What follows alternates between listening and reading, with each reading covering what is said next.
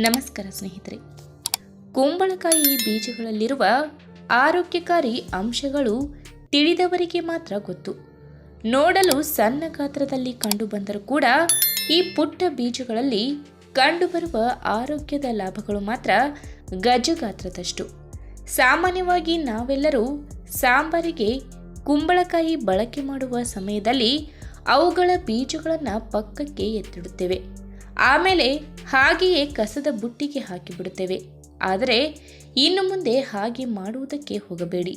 ಯಾಕಂದರೆ ಈ ಪುಟ್ಟ ಬೀಜಗಳಲ್ಲಿ ಆರೋಗ್ಯಕ್ಕೆ ಬೇಕಾಗುವ ಎಲ್ಲ ಬಗೆಯ ಪೋಷಕಾಂಶಗಳು ಕೂಡ ಕಂಡುಬರುತ್ತದೆ. ಹಾಗಾದರೆ ಕುಂಬಳಕಾಯಿ ಬೀಜಗಳ ಸೇವನೆ ಮಾಡುವುದರಿಂದ ಏನೆಲ್ಲ ಲಾಭಗಳಿವೆ ಎಂಬುದನ್ನು ಇವತ್ತಿನ ವಿಡಿಯೋ ಮುಖಾಂತರ ತಿಳಿದುಕೊಳ್ಳೋಣ. ಅದಕ್ಕೂ ಮುನ್ನ ನೀವಿನ್ನೂ ನಮ್ಮ ಚಾನಲ್ಗೆ ಸಬ್ಸ್ಕ್ರೈಬ್ ಆಗಿಲ್ಲ ಅಂದರೆ ಪ್ಲೀಸ್ ಸಬ್ಸ್ಕ್ರೈಬ್ ಮಾಡ್ಕೊಳ್ಳಿ. ಹಾಗೆ ಪಕ್ಕದಲ್ಲೇ ಇರುವಂತಹ ಬೆಲ್ ಐಕನ್ನ ಕ್ಲಿಕ್ ಮಾಡಿ.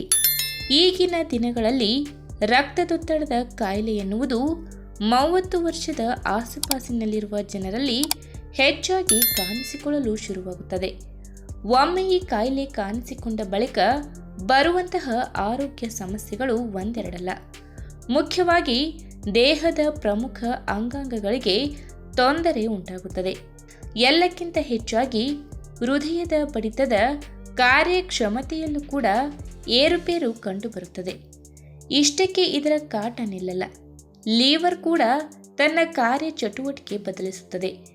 ಇನ್ನು ನಮ್ಮ ದೇಹದ ಕಿಡ್ನಿಗಳು ಕೂಡ ರಕ್ತದ ಒತ್ತಡದ ಕಾರಣದಿಂದ ಹಾಳಾಗುತ್ತವೆ.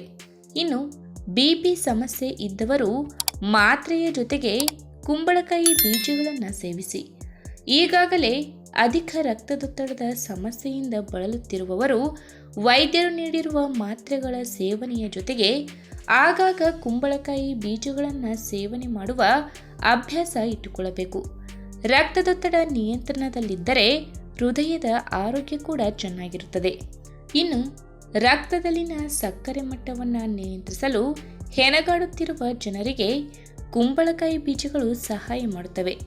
ಮಧುಮೇಹದಿಂದ ಬಳಲುತ್ತಿರುವ ಹೆಚ್ಚಿನ ಜನರಿಗೆ ಊಟ ಅಥವಾ ತಿಂಡಿ ಮಾಡಿದ ಬಳಿಕ ಸಕ್ಕರೆ ಮಟ್ಟ ದಿಢೀರನೆ ಏರಿಕೆಯಾಗುವ ಸಮಸ್ಯೆ ಇರುತ್ತದೆ. ಈ ಸಮಸ್ಯೆ ಇರುವವರು ತಮ್ಮ ದೈನಂದಿನ ಆಹಾರ ಪದ್ಧತಿಯಲ್ಲಿ ಕುಂಬಳಕಾಯಿ ಬೀಜಗಳನ್ನು ಸೇರಿಸಿ ಸೇವನೆ ಮಾಡುವ ಅಭ್ಯಾಸ ಮಾಡಿಕೊಂಡರೆ ಒಳ್ಳೆಯದು. ಈ ಬಗ್ಗೆ ಆರೋಗ್ಯ ತಜ್ಞರು ಹೇಳುವ ಪ್ರಕಾರ ಈ ಪುಟ್ಟ ಬೀಜಗಳಲ್ಲಿ ಕಂಡುಬರುವ ಆರೋಗ್ಯಕಾರಿ ಅಂಶಗಳು ನಾವು ಸೇವನೆ ಮಾಡುವ ಆಹಾರದಲ್ಲಿ ಕಂಡುಬರುವ ಸಕ್ಕರೆ ಅಂಶ ಹಾಗೂ ಅಧಿಕ ಪ್ರಮಾಣದ ಕಾರ್ಬೋಹೈಡ್ರೇಟ್ ಅಂಶವನ್ನು ರಕ್ತದಲ್ಲಿ ಸಂಸ್ಕರಿಸಿ ದೇಹದ ರಕ್ತದಲ್ಲಿನ ಸಕ್ಕರೆ ಮಟ್ಟವು ಏರಿಕೆಯಾಗದಂತೆ ನೋಡಿಕೊಂಡು ಮಧುಮೇಹದ ಕಾಯಿಲೆ ನಿಯಂತ್ರಣದಲ್ಲಿ ಇರುವ ಹಾಗೆ ನೋಡಿಕೊಳ್ಳುತ್ತದೆ.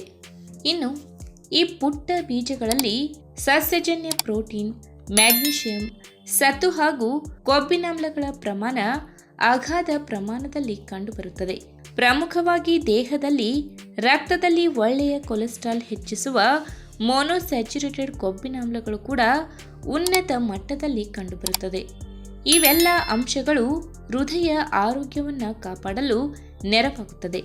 ಇನ್ನು ಮುಖ್ಯವಾಗಿ ಹೇಳಬೇಕಂದ್ರೆ ಕುಂಬಳಕಾಯಿ ಬೀಜಗಳಲ್ಲಿ ನೈಟ್ರಿಕ್ ಆಕ್ಸೈಡ್ ಯಥೇಚ್ಛವಾಗಿ ಸಿಗುವುದರಿಂದ ಹೃದಯ ಬಡಿತದ ಕಾರ್ಯಕ್ಷಮತೆಯಲ್ಲಿ ಸಮಸ್ಯೆಗಳು ಬರದೇ ಇರುವ ಹಾಗೆ ನೋಡಿಕೊಳ್ಳುತ್ತದೆ. ಇನ್ನು ಕುಂಬಳಕಾಯಿ ಬೀಜಗಳನ್ನು ಹುರಿದು ತಿನ್ನುವ ಅಭ್ಯಾಸ ನಿಜಕ್ಕೂ ಆರೋಗ್ಯಕರ. ಆದರೆ ಯಾವುದೇ ಕಾರಣಕ್ಕೂ ಇದಕ್ಕೆ ಉಪ್ಪು ಖಾರ ಸೇರಿಸಬೇಡಿ. ಯಾಕಂದರೆ ಉಪ್ಪಿನಾಂಶ ಹೃದಯದ ಆರೋಗ್ಯಕ್ಕೆ ಒಳ್ಳೆಯದಲ್ಲ.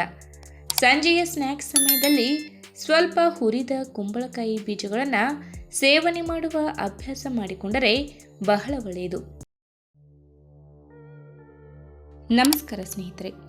ಇಂದಿನ ದಿನಗಳಲ್ಲಿ ನಗರ ಪ್ರದೇಶದಲ್ಲಿ ಜೀವನ ನಡೆಸುವವರಿಗೆ ಮಧುಮೇಹ ಅಥವಾ ಸಕ್ಕರೆ ಕಾಯಿಲೆ ಕಾಮನ್ ಆಗಿಬಿಟ್ಟಿದೆ.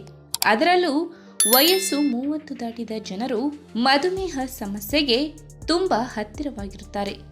ಇನ್ನು ತಜ್ಞರು ಹೇಳುವ ಪ್ರಕಾರ ಈ ಕಾಯಿಲೆ ಕೆಲವರಿಗೆ ಹುಟ್ಟುವಾಗಲೇ ಆನುವಂಶೀಯವಾಗಿ ಬಂದು ಬಿಟ್ಟಿರುತ್ತದೆ. ಇನ್ನು ಕೆಲವರಿಗೆ ತಾವು ಅನುಸರಿಸುತ್ತಿರುವ ಜೀವನ ಶೈಲಿ, ಆಹಾರ ಪದ್ಧತಿಯಿಂದಾಗಿ ಮಧುಮೇಹ ಕಾಣಿಸಿಕೊಳ್ಳುತ್ತದೆ. ನಾವು ಪ್ರತಿದಿನ ಸೇವನೆ ಮಾಡುವ ಆಹಾರದಿಂದ ಗ್ಲೂಕೋಸ್ ಅಂಶ ನಮ್ಮ ದೇಹದ ರಕ್ತಕ್ಕೆ ಸೇರುತ್ತದೆ. ಇದನ್ನು ಇನ್ಸುಲಿನ್ ಪ್ರಮಾಣ ನಿಯಂತ್ರಣ ಮಾಡುತ್ತದೆ. ಒಂದು ವೇಳೆ ಈ ಪ್ರಕ್ರಿಯೆಯನ್ನು ನಡೆಸಲು ದೇಹದಲ್ಲಿ ಸಮರ್ಪಕ ಪ್ರಮಾಣದಲ್ಲಿ ಇನ್ಸುಲಿನ್ ಉತ್ಪತ್ತಿಯಾಗದೇ ಇದ್ದರೆ ಅಥವಾ ಪ್ಯಾಂಕ್ರಿಯಾಸ್ ಗ್ರಂಥಿ ದೇಹಕ್ಕೆ ಅಗತ್ಯಕ್ಕೆ ಬೇಕಾಗುವಷ್ಟು ಇನ್ಸುಲಿನ್ ಉತ್ಪತ್ತಿಯ ಪ್ರಕ್ರಿಯೆಯನ್ನು ಮಾಡದೇ ಇದ್ದರೆ ರಕ್ತದಲ್ಲಿನ ಸಕ್ಕರೆಯ ಮಟ್ಟ ನಿಧಾನವಾಗಿ ಏರುತ್ತಾ ಹೋಗುತ್ತದೆ. ಇದನ್ನೇ ಸಕ್ಕರೆ ಕಾಯಿಲೆ ಎನ್ನಲಾಗುತ್ತದೆ. ಇದನ್ನು ಸಿಂಪಲ್ ಆಗಿ ಹೇಳಬೇಕಂದ್ರೆ, ಯಾವಾಗ ದೇಹದ ರಕ್ತದಲ್ಲಿ ಸಕ್ಕರೆ ಪ್ರಮಾಣ ಜಾಸ್ತಿಯಾಗಿ ಇನ್ಸುಲಿನ್ ಸರಿಯಾಗಿ ಕಾರ್ಯನಿರ್ವಹಿಸದೇ ಇದ್ದ ಸಂದರ್ಭದಲ್ಲಿ ಅದನ್ನು ಸಕ್ಕರೆ ಕಾಯಿಲೆ ಅಥವಾ ಮಧುಮೇಹ ಎನ್ನಲಾಗುತ್ತದೆ. ಹಾಗಾದರೆ ಮಧುಮೇಹ ಕಾಯಿಲೆಯನ್ನು ನಿಯಂತ್ರಣ ಮಾಡಲು ನೆರವಾಗುವ ಸಕ್ಕರೆಯಂಶ ಕಡಿಮೆ ಇರುವ ವನ ಹಣ್ಣುಗಳ ಬಗ್ಗೆ ಇವತ್ತಿನ ವಿಡಿಯೋ ಮುಖಾಂತರ ತಿಳಿದುಕೊಳ್ಳೋಣ. ಅದಕ್ಕೂ ಮುನ್ನ ನೀವಿನ್ನೂ ನಮ್ಮ ಚಾನಲ್ಗೆ ಸಬ್ಸ್ಕ್ರೈಬ್ ಆಗಿಲ್ಲ ಅಂದರೆ ಪ್ಲೀಸ್ ಸಬ್ಸ್ಕ್ರೈಬ್ ಮಾಡ್ಕೊಳ್ಳಿ, ಹಾಗೆ ಪಕ್ಕದಲ್ಲೇ ಇರುವಂತಹ ಬೆಲ್ ಐಕನ್ನ ಕ್ಲಿಕ್ ಮಾಡಿ. ಮಧುಮೇಹ ಸಮಸ್ಯೆಯಿಂದ ಬಳಲುತ್ತಿರುವವರಿಗೆ ನೆನೆಸಿಟ್ಟ ಬಾದಾಮಿ ಬೀಜಗಳು ಒಂದು ಅದ್ಭುತವಾದ ಆಹಾರ ಪದಾರ್ಥ ಎಂದರೆ ತಪ್ಪಾಗಲಾರದು. ಇದಕ್ಕೆ ಪ್ರಮುಖ ಕಾರಣ ಬಾದಾಮಿ ಬೀಜಗಳಲ್ಲಿ ಅಧಿಕ ಪ್ರಮಾಣದಲ್ಲಿ ಪ್ರೋಟೀನ್ ಅಂಶ ಕಂಡುಬರುವುದರ ಜೊತೆಗೆ ಅಧಿಕ ಪ್ರಮಾಣದಲ್ಲಿ ನಾರಿನಾಂಶ, ತಾಮ್ರ, ಜಿಂಕ್, ಸೆಲೆನಿಯಂ ಎಂಬ ಖನಿಜಾಂಶಗಳು ಕಂಡುಬರುವುದರಿಂದ ರಕ್ತದಲ್ಲಿ ಸಕ್ಕರೆಯ ಮಟ್ಟವನ್ನು ನಿಯಂತ್ರಣ ಮಾಡುವಲ್ಲಿ ಸಹಾಯ ಮಾಡುತ್ತದೆ. ಇನ್ನು ಪಿಸ್ತಾ ಬೀಜಗಳು ಇತರ ವನಫಲಗಳಿಗೆ ಹೋಲಿಸಿದರೆ ಪಿಸ್ತಾ ಬೀಜಗಳಲ್ಲಿ ಆಂಟಿ ಆಕ್ಸಿಡೆಂಟ್ ಅಂಶಗಳು ಅಧಿಕ ಪ್ರಮಾಣದಲ್ಲಿ ಕಂಡುಬರುತ್ತದೆ. ಇನ್ನು ಮುಖ್ಯವಾದ ಸಂಗತಿ ಏನೆಂದರೆ, ಈ ಬೀಜಗಳಲ್ಲಿ ಇತರ ನಟ್ಸ್ಗಳಿಗಿಂತ ಕಡಿಮೆ ಪ್ರಮಾಣದಲ್ಲಿ ಕ್ಯಾಲೋರಿ ಅಂಶಗಳು ಹಾಗೂ ಅಧಿಕ ಪ್ರಮಾಣದಲ್ಲಿ ಪ್ರೋಟೀನ್ ಅಂಶಗಳು ಕಂಡುಬರುತ್ತದೆ.